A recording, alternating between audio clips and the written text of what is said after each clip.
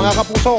May init po ang ating mga showbiz balita ngayong gabi at ang makakasama natin ngayon dito sa 24 oras sa Chika Minute, siya na naman, si Iya Villania. Iya, pasok! Thank you, Sir Mike. Ito na po, kilala si former President at ngayon Manila Mayor Joseph Estrada sa gabi ng parangal ng Metro Manila Film Festival.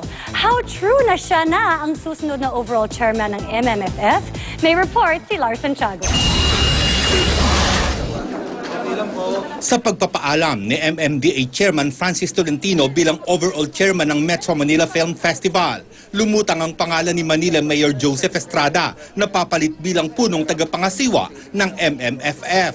Lalo pa itong umugong nang bigyang pagkilala si ERAP para sa pagtatatag niya noon ng Metro Manila Film Fest.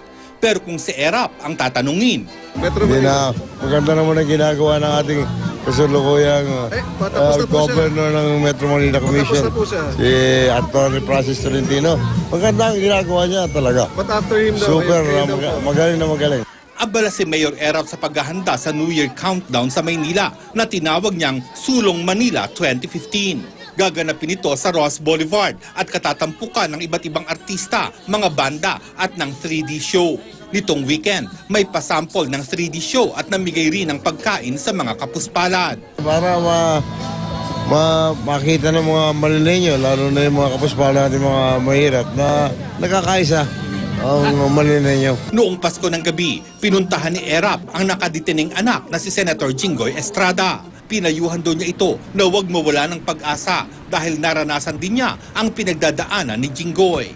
Sana rin daw ay mapagbigyan ng hiling ni Senator Jinggoy na ma-extend ang visiting hours para sa kanila sa bagong taon.